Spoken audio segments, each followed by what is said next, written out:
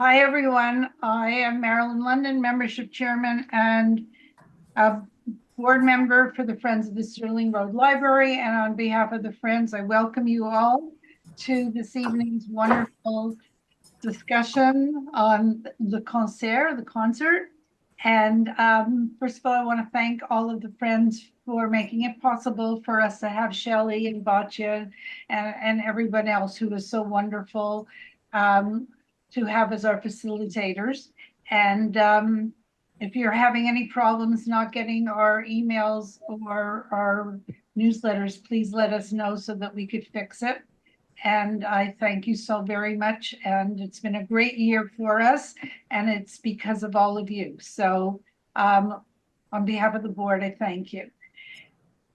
So tonight Shelley chose, I think, a movie that I just really loved. It blew me away. Hmm.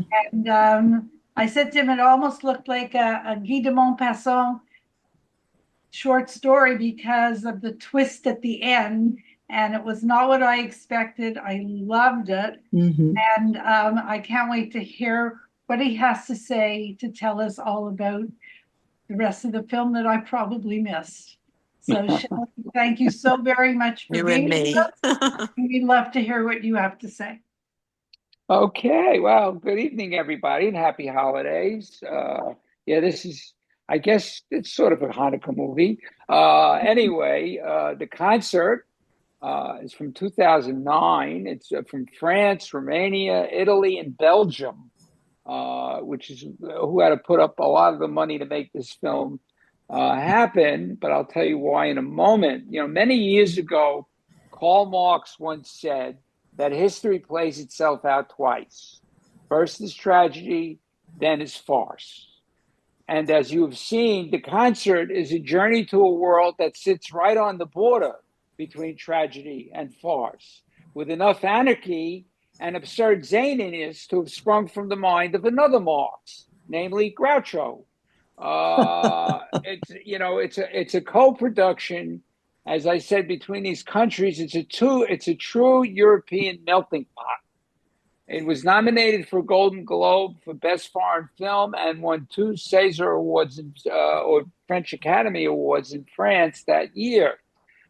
Key to this film is a good deal, as you can imagine, a suspension of disbelief because it plays like an adult fairy tale.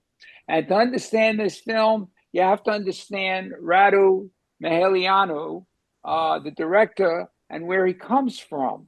He was born in Romania to a Jewish family and fled the communist dictatorship there of Ceausescu in 1980 to go to France. This is crucial because he considers it the film is the story of his life in many ways. He once said in an interview, humor is the ultimate weapon against dictators.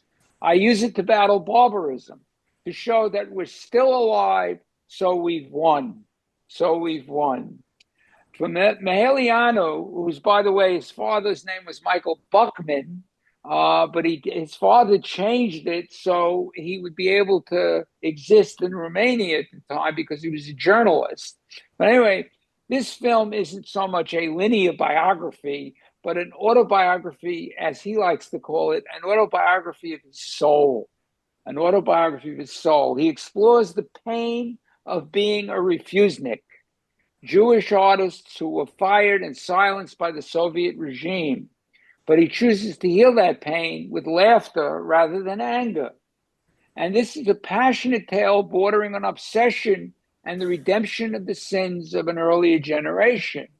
Layer upon layer of references and footnotes on politics, history, and histrionics, secrets and ridicule, themes of professional revenge and redemption, plus thunderously good music to finish things off. It's a drama that doubles as a comedy of errors, in which music symbolizes the epitome of harmony and happiness. It's a film of highs and lows and wonderful contrast, whose emotional palette tilts from the high to the low brow. And while we realize the premise is pure fairy tale, if you're someone who is looking for everything to be plausible, forget it. Anyway, the backstory plays a big part in this film. The film's inciting incident happens 30 years prior under Leonid Brezhnev. For those who need a refresher, the late 70s and early 80s in the USSR were characterized by stagnation and a quiet, but yes, brutal anti-Zionist campaign. Jewish professionals, musicians, scientists, doctors, were systematically purged from top positions or demoted. And our hero, Andrei Filippov, who wasn't Jewish but was the conductor of the Bolshoi, was fired specifically for refusing to fire his Jewish musicians, his best friends. This isn't just a plot device. It was a reality for many of those refuseniks who lost their careers overnight. The film contrasts that gray, fearful past with the chaotic, oligarch-run Russia of the present day, which is easily represented, and I'll bring it up again, by that wedding scene that Filippov has to attend. So we find Andrei 30 years later. He's not a conductor, he's the janitor. Plays the office of the man who took his job. He intercepts a fax from the Theatre du Châtelet in Paris. They want the Bolshoi because the LA canceled. Andrei decides to become the Bolshoi. This kicks off the heist portion of the movie. He has to gather his old orchestra, now a taxi driver, movers, a flea market salesman. They need fake passports, they need money, and they need a sponsor. Enter the film's most controversial character, Ivan Gavrilov.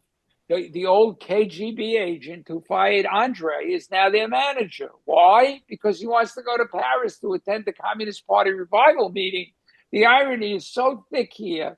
When he goes to that restaurant, he thinks the old communist still thinks the revolution is coming back. While I love that scene in the restaurant with the dancer. While Andrei Filippov is our conductor, the heart of the film lies in its chaotic ensemble of these ancillary characters. First, we have Sasha Grossman. He's the cellist of the group, now working as an ambulance driver. He is Andrei's moral compass, the one who reminds him of the human cost of their past. Then we have the gypsy musicians in the film. They are the ones who provide the passports and the logistical magic to get the group to Paris. That scene at the airport is so funny when they walk in. It's chaos, bribery, and charm. And when they find out they can't get on the plane, I love when they can't get to the airport, how they march to the airport along the highway as if it's 3 blocks away.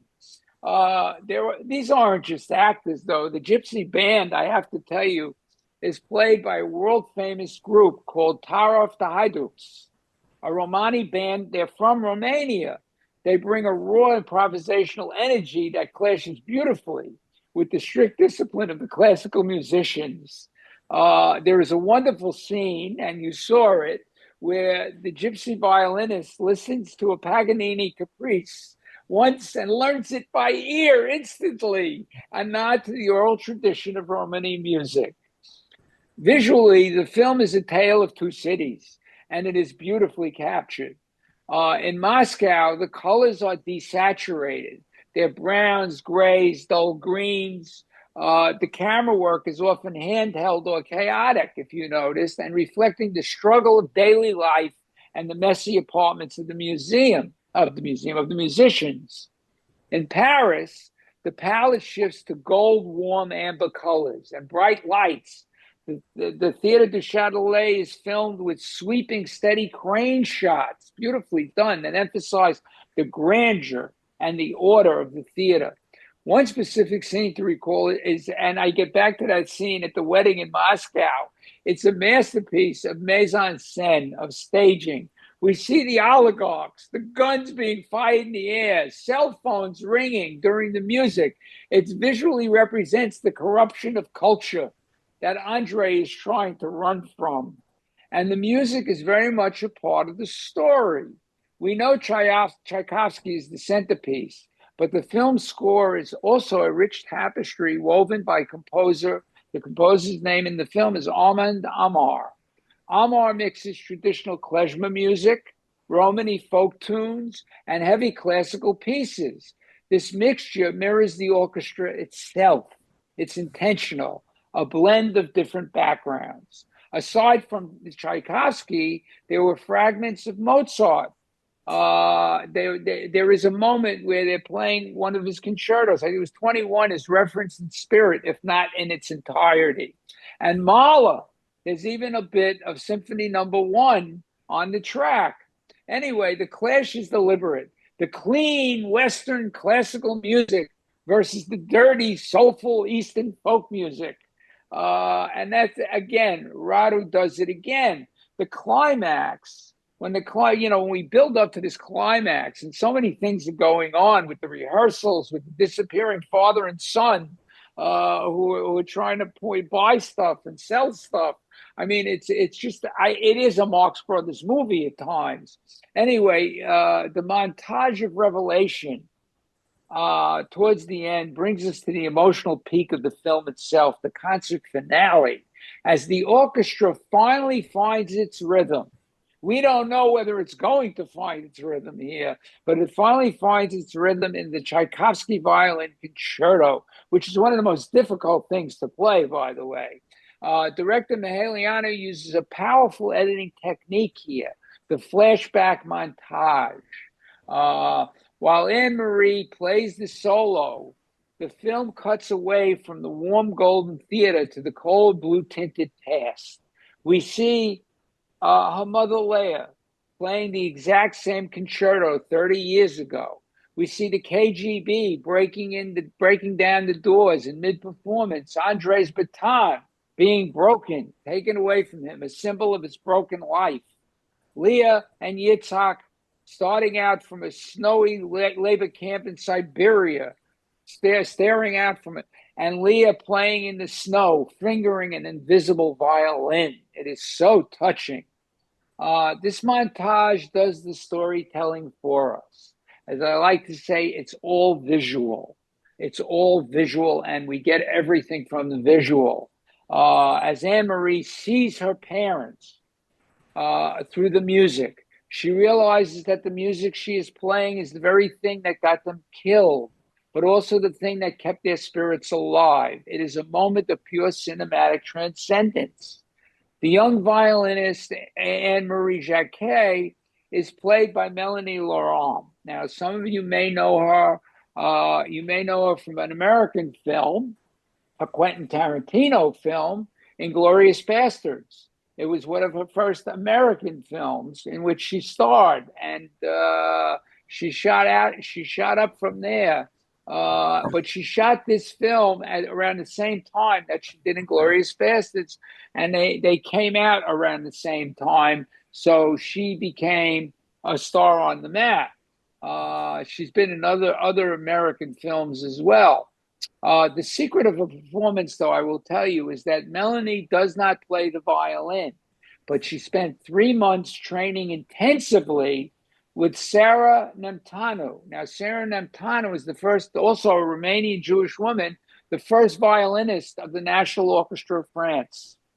She learned all the bowing movements, the right hand perfectly, so she could look convincing in wide shots. However, her left hand, the fingering, was often a digital special effect that they were able to put in, or a hand double. It happened to be that of Sarah Nemtanu. She said the hardest part was just learning the attitude of a virtuoso, how to stand, how to breathe, and how to hold the silence. And she was very convincing. Andrei Filippov, who was played by Alexei Guskov, who in Russia is a massive star. He is called the People's Artist of Russia. He's known for his comedy and his theater work, but before this film, he was often typecast as a bad guy or the tough military man, like a Russian wolfhound. Casting him as a sensitive, broken conductor was a risk, but it worked out very well. Watching his performance closely, you could see him oscillate between unhinged obsession, talking to God, drinking vodka, and moments of rapturous dignity. when he holds the baton. He is seen as a humbled maestro daring to dream.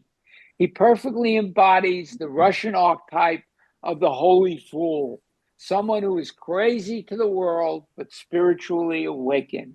And his character is truly obsessed with the ultimate harmony. In the film, harmony isn't just musical notes working together. It's the secret of the film. It is the Jewish musicians, the conductor, the French soloist, the gypsy passport forgers, and even the old KGB agent, all on the same stage. It suggests that to make something beautiful, you don't need to be perfect. You just need to be together.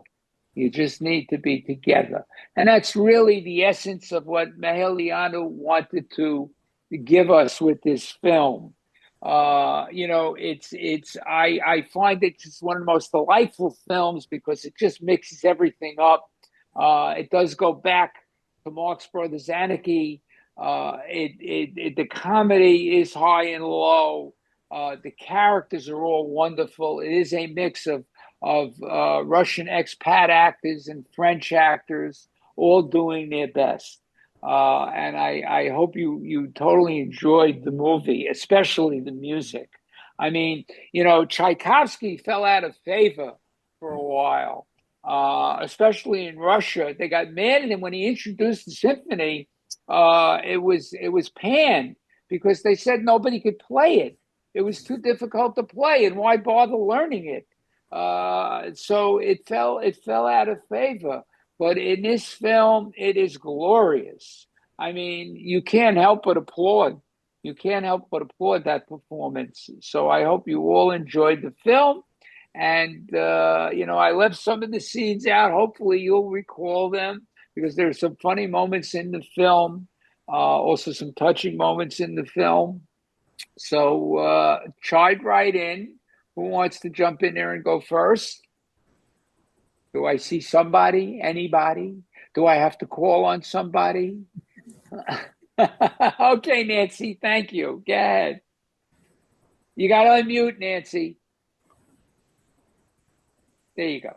This film was so wonderful. I immediately called Susan Pauls, who's my neighbor. I said, "You gotta see this film. You gotta watch it." And she didn't get through it the first night, and then she finally finished it, I hope. And I'm just telling all my friends about it, that they should watch it and see it, because it is both touching and funny and brilliant in so many ways. And the music is so glorious. And I think this is an all-time great. That's all. I think it's sensational. And the report. Thank you, Shelley. Thanks. My pleasure. I mean, it. and the last scene of the film when they're passing the Russian conductor at the airport was hilarious. Right. They became world famous. Right. There's so many moments in it, and I don't remember all the moments. Thank you, Susan. Because I just can't do that. But that's all right. It was I found myself laughing out loud, and I don't normally do that. And there were moments when I just laughed out loud, and then I got a little weepy. It was great.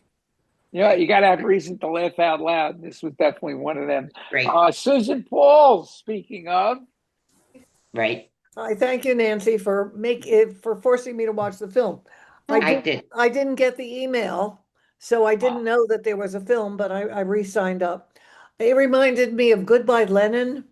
If you remember that. Yes. There's a Russian and Jewish thing about making fun of your own foibles and taking great relish in the drunkenness and the silliness and the avarice of themselves. Yes.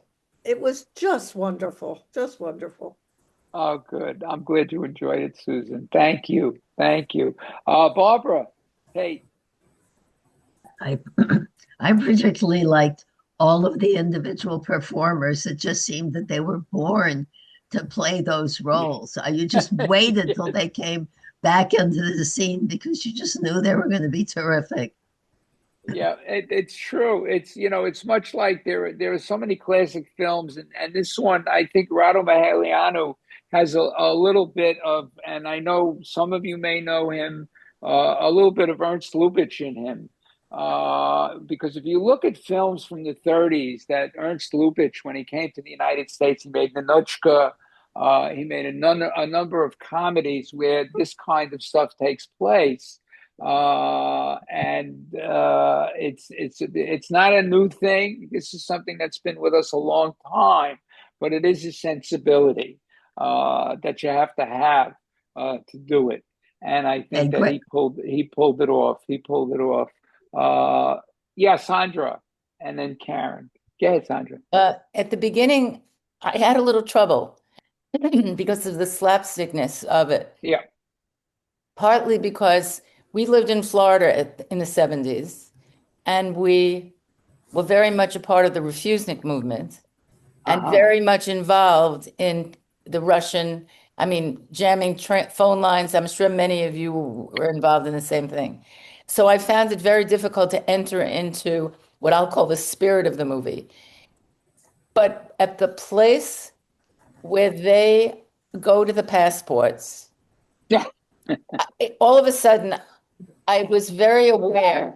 Well, there were little inklings that it was going to happen because when he's conducting, it was a very moving moment watching the janitor and then the janitor be abused. And so I said, it can't just be the slapstick theme. It's got to lead us into something.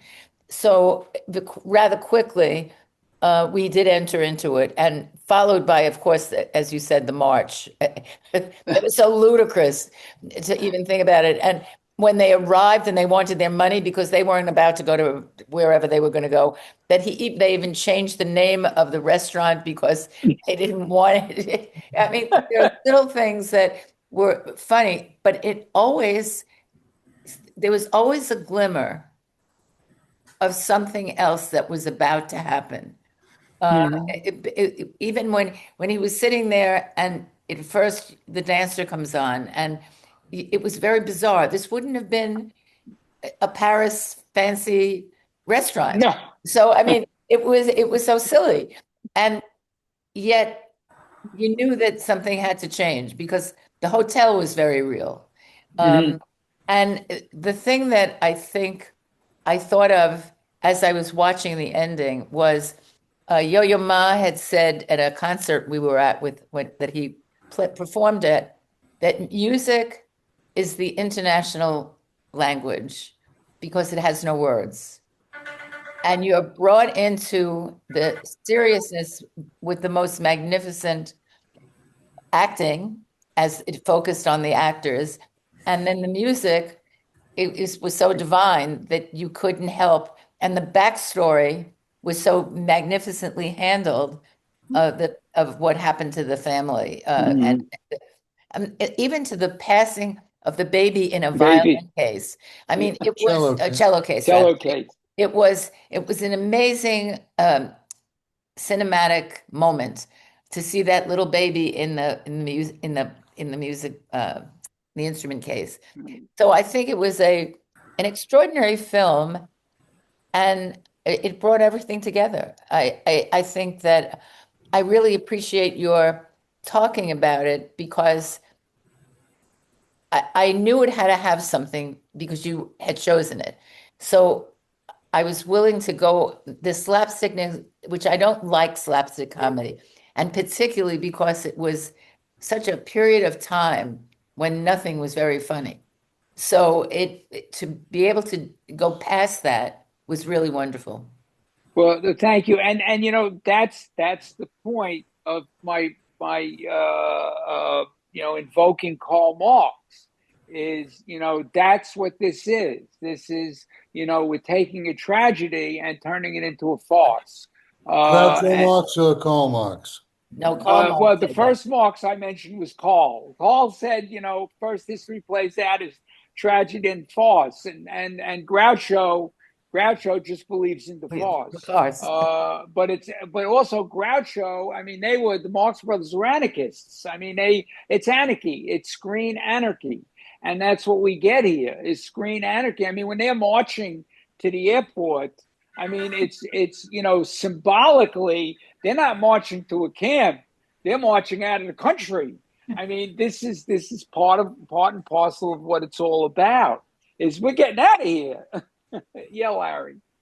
I was annoyed initially. I was very tired when I watched it, and I missed some pieces with little naps, so I'll have to watch it again.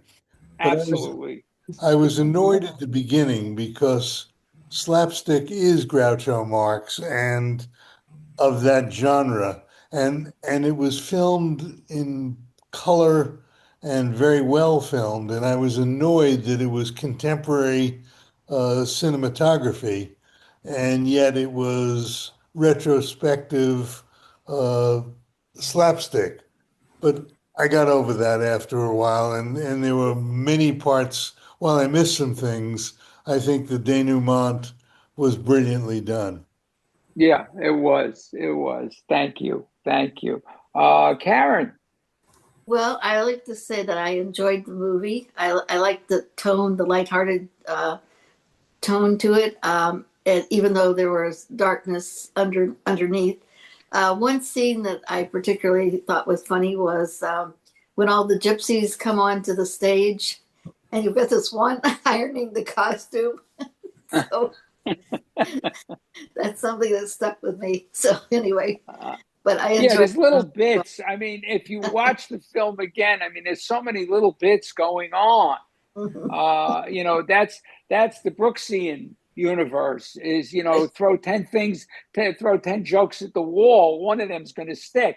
That's Mel Brooks. That's his philosophy. Just let it fly. And it's also was the Marx Brothers too. But the Marx Brothers repartee was particularly special, and it is in this film too. Some of the lines are very funny in the film.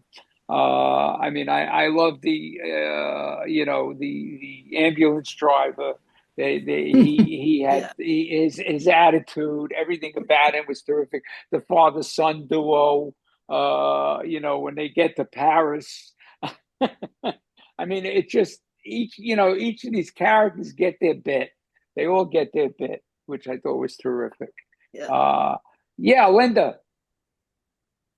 You got to unmute, Linda.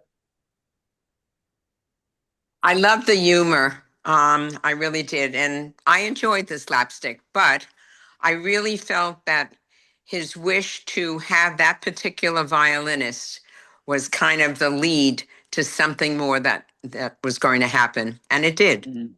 Yeah.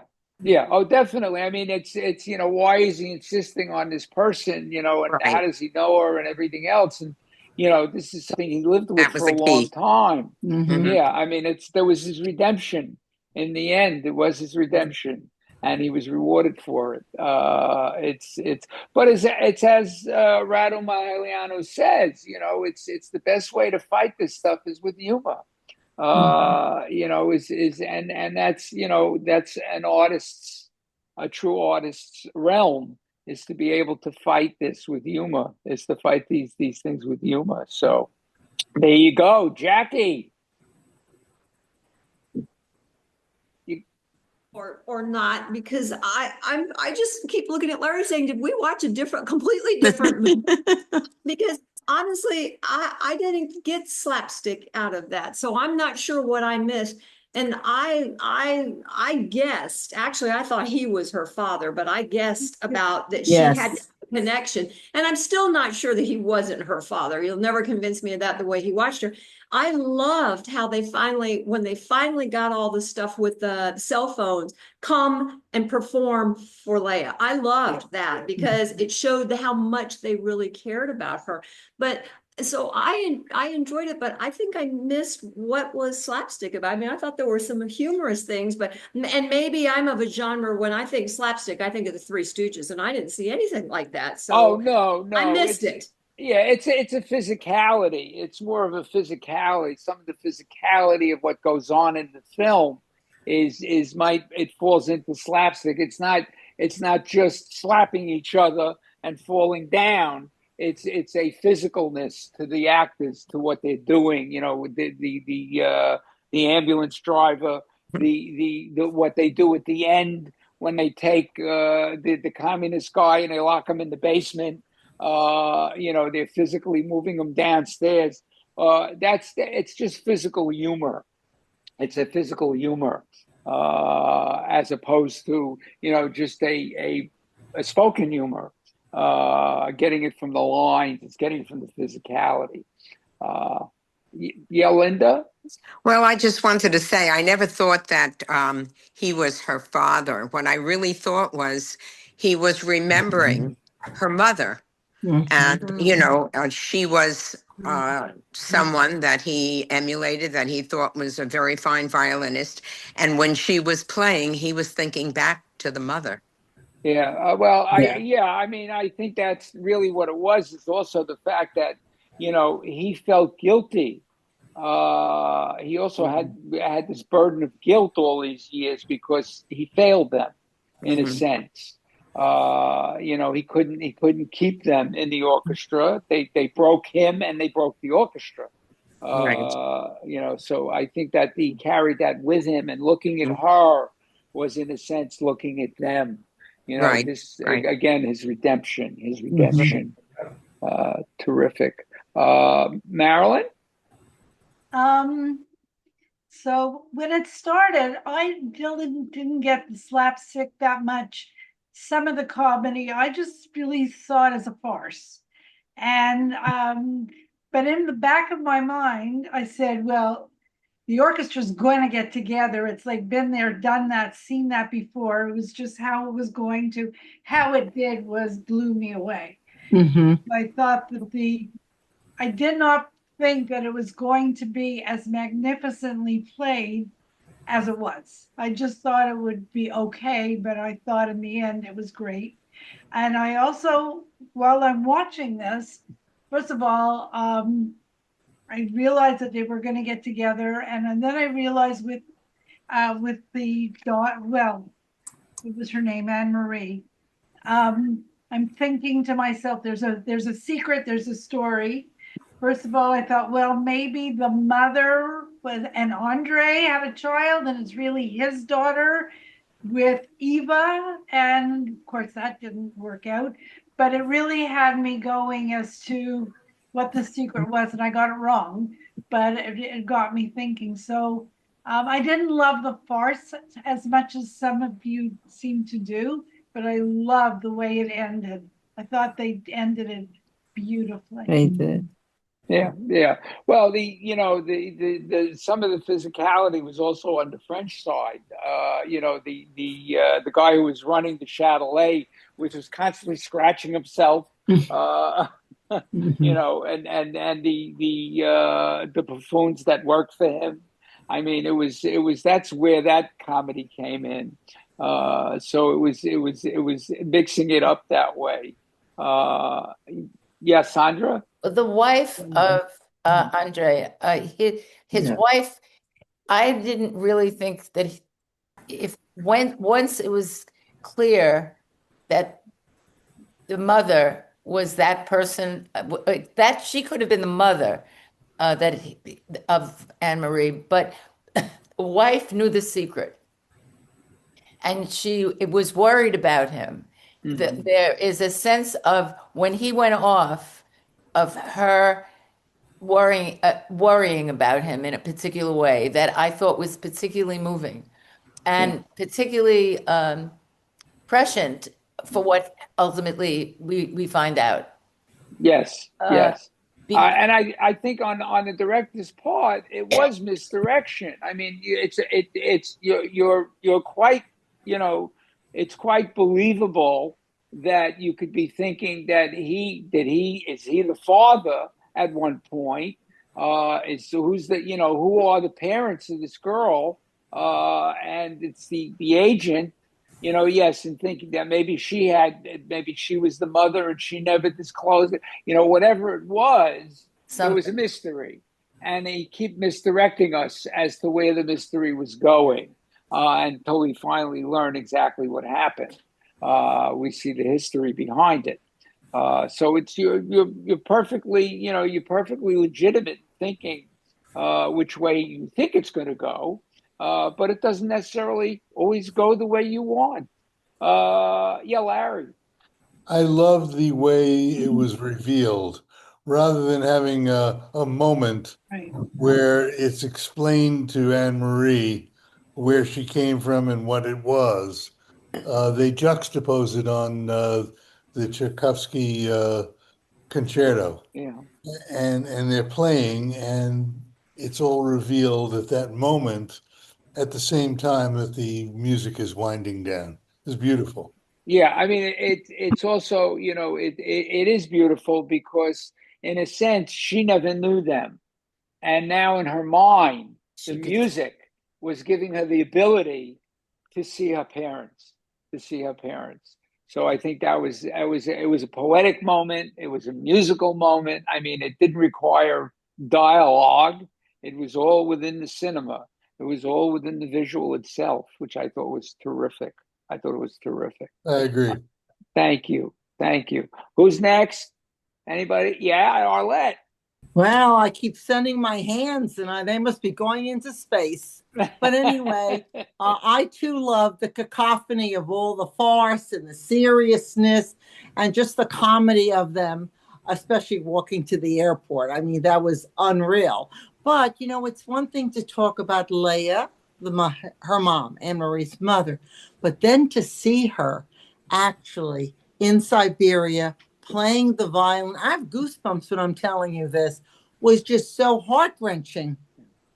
I mean, it's one thing to hear it, but to see it. And he just zoomed in on her and did such a great job with her husband in the background. That was just so compelling. And I hate to say it's a beautiful scene. It was a wonderful scene. Absolutely wonderful.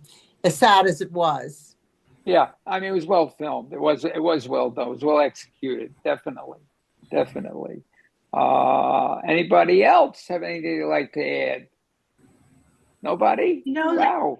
Another Bobby. thing is, I'm sorry. yeah. Something else could.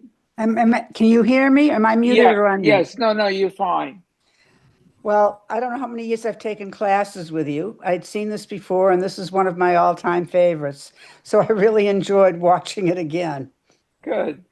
Well, that's my purpose, is you should see them again. In fact, next year we're going to do all of this year's films again. No, I'm kidding. I'm kidding. I could give you a list of what the favorites were sometime. I'm sure you can. I'm sure you can. You've been there many, many years before Zoom, previous to Zoom. Yes, absolutely. Absolutely. Anybody else on the film? Nobody. Well, yes, I'm sorry, Marilyn. Yes, you had something you wanted to say. This sort of made me think about how the tragedy of the past, which is what happened 30 years before, still stays very present with people as they age. Mm-hmm. Stays in them.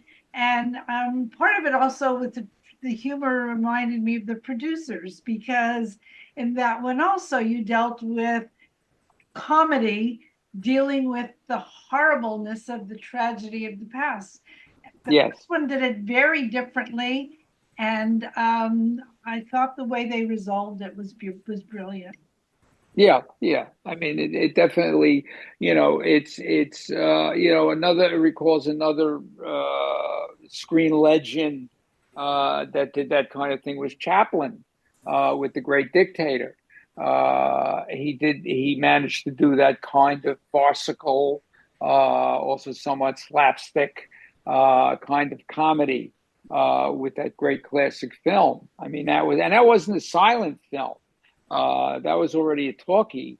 So it's and if you ever get a chance to see it, if it's ever on, I highly recommend The Great Dictator. It's just one of the great classics of all time. Especially one that's worth seeing now. Believe me. I'm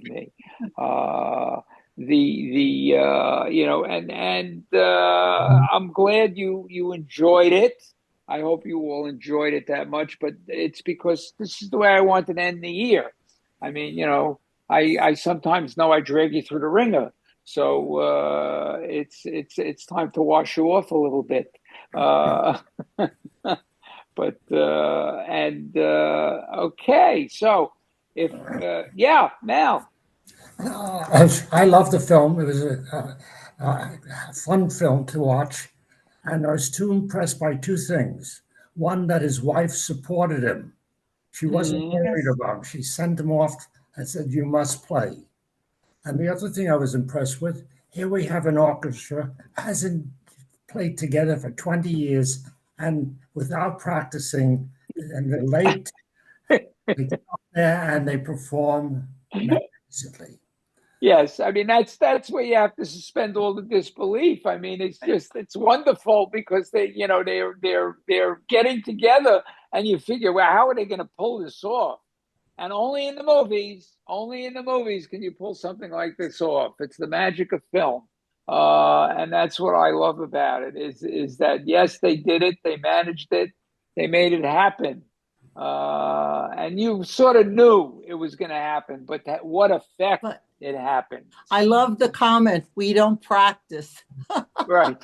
Love that. We don't need to practice. Yeah. No, it's something new. We don't practice. But when they first started playing, they didn't start off really fun.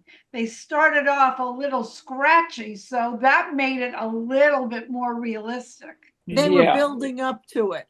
Yeah, that's the surprise. Yeah, absolutely. That's what makes it happen. That's what makes it happen.